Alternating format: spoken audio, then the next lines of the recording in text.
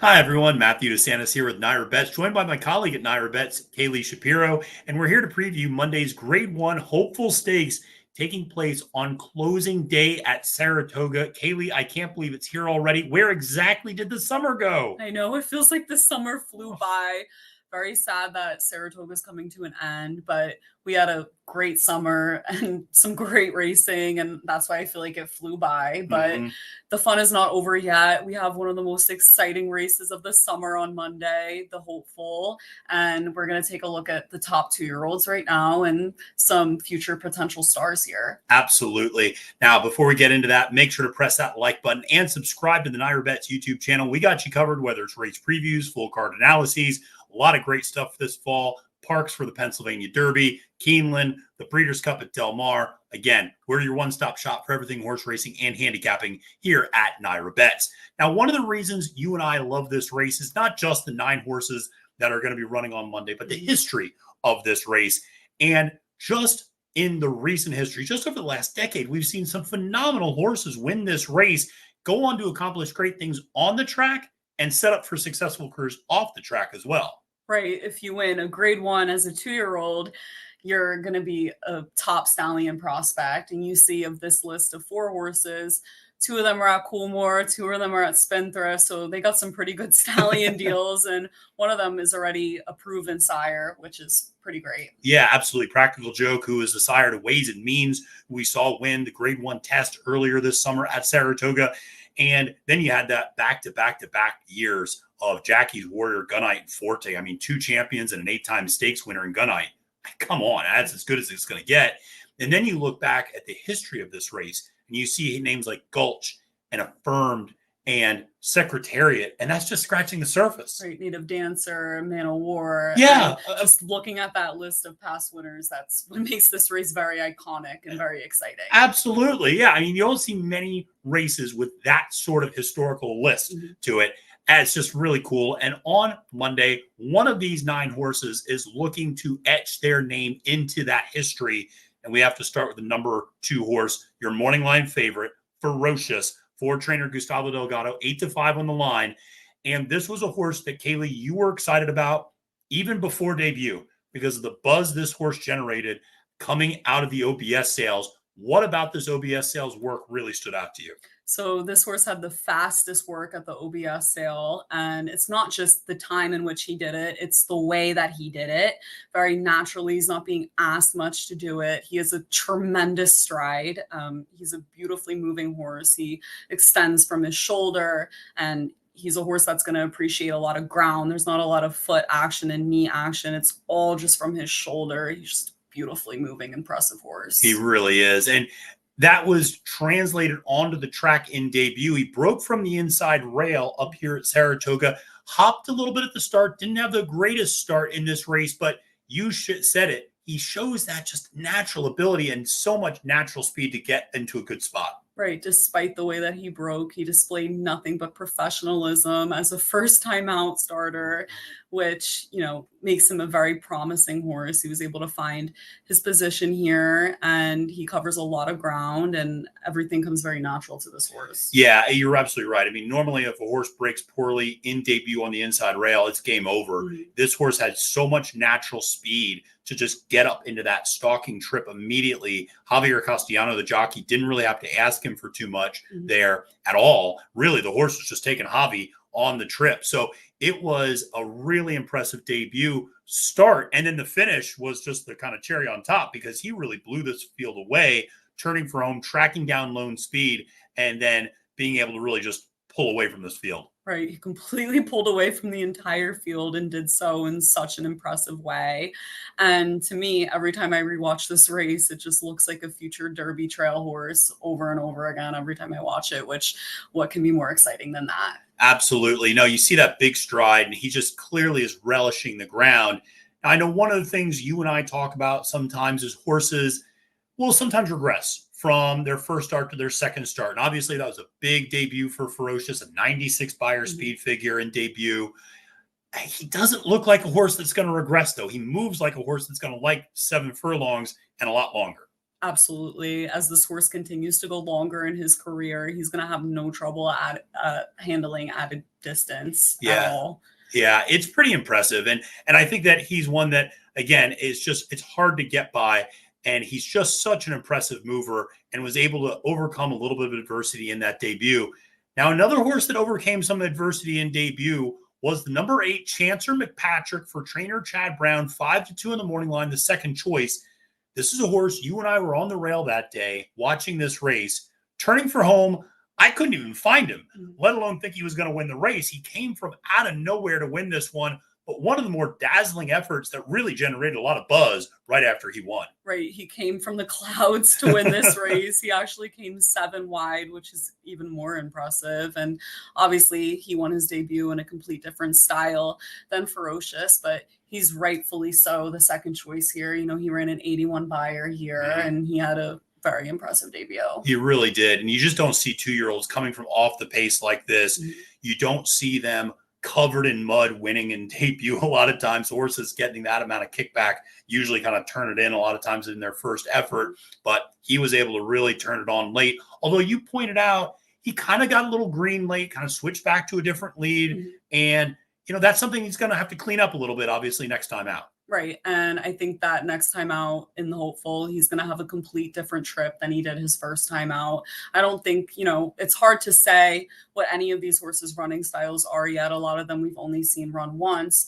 So I think it'll be very interesting on Monday to see how this horse breaks and what, you know, his running style could be. I think that if he breaks and he's even mid-pack, he has a very good shot to, you know, be second and to take a big piece of this regardless. Yeah, you can't run the way he did in debut when you're facing better horses. And I think that's something we've even seen from another Chad Brown trainee like Sierra Leone, who is supremely talented, but gives himself all of the work to do coming for home. And it's just really hard to do that when you're facing grade 1 level competition.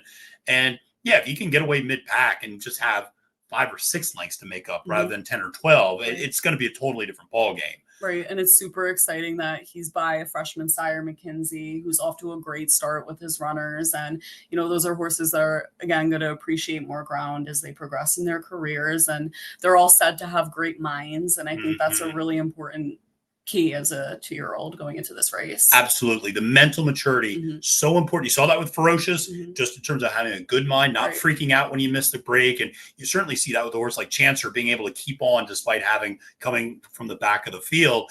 And, you know, the other thing about the McKinseys is they look a lot like him.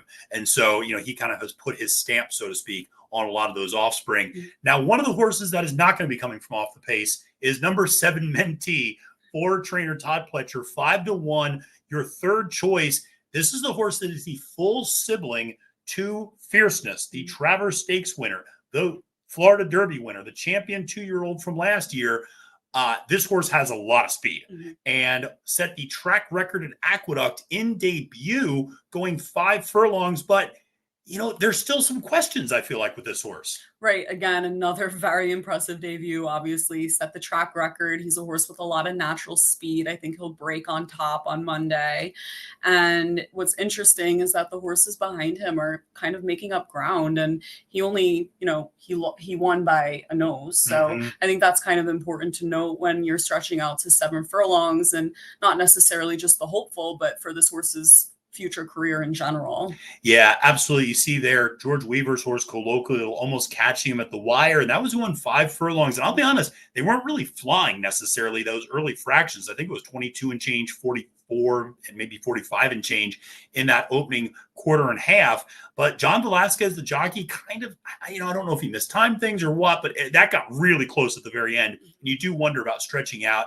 Another thing you pointed out, he's just a little bit smaller than a horse like Ferocious. He's just not quite as big and maybe built, and maybe is just more of a natural sprinter than a horse that might appreciate going 2 turns. Right, and who knows, maybe he just completely, you know, proves us wrong on Monday, and he could win. I'm not saying that, but to me, he's a complete different horse than a horse like Ferocious, in my opinion. Obviously, a horse with a lot of speed, but I do have some questions about the distance. Yeah, I think so, and it's one of those things. Obviously, horses will always take steps forward between their first and second start, so you don't know. But we should mention this horse was diagnosed with some laminitis in between after that race, before the coming up here. So coming off a layoff and now stretching out from 5 to 7 furlongs, there's going to be some other speed. There's going to be some other pace pressure.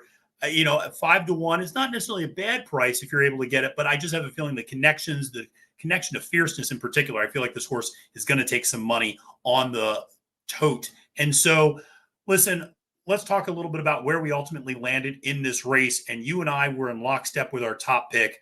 As much as we like to try to find value, sometimes it's really hard to get past a favorite, and this feels like one of those races. Right. I tried looking at this race in every angle and trying to find a horse that, can maybe, win as opposed to Ferocious, but I just do not believe that there's any horse that is going to win over him. He, again, is such an impressive horse, and he's only going to get better. And I just, to me, it's a question of who runs second here. Yeah, I think you're right. He feels like a horse that you build your tickets around, whether it's a singling in a pick 5 or any sort of pick sequence, or keying him in on top in a vertical in terms of a, exacta or trifecta. Mm-hmm. But one of the things we do here at NYRA Bets, Kaylie and I love to try to give out some value plays as well.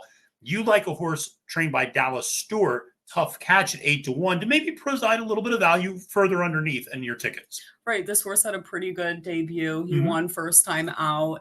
He was up against a horse that ran 5th in that race, Tenacious Leader. Mm-hmm. And the race actually kind of proved to be somewhat of a productive race with how Tenacious Leader ran back. He won his next time out, and now he's actually grade 3 placed, which is, so I think that this horse at the price of 8 to 1, which we know Dallas Stewart is kind of known for having horses in spots like this where they tend to outrun their odds. And this is a horse that when I'm looking for value, I landed on him, and I'm not going to leave him off of my, superfecta, trifecta tickets. Yeah, absolutely. Dallas, obviously, if you remember, gets, hoist the gold to win that Cigar Mile this past year. And that was a really thrilling race, also at 8 to 1. And, he might not hit at a high percentage, but when he wins, Kaylie, to your point, it's with 8 to 1, 10 to 1, 20 to 1 horses. And so that one was really good in debut, also breaking from the inside rail like Ferocious. I ultimately went to Studley Do Right as my value play, 12 to 1 for the Maryland bred, trained by John Robb. This is a horse that won the Tremont 2-back during Belmont Stakes Racing Festival. What stood out about that race is the horse made up a ton of ground, and that was something we just did not see many horses doing during that Belmont Stakes Racing Festival weekend up here at Saratoga. Last time out, comes back and runs second to MoPlex in the grade 3 Sanford.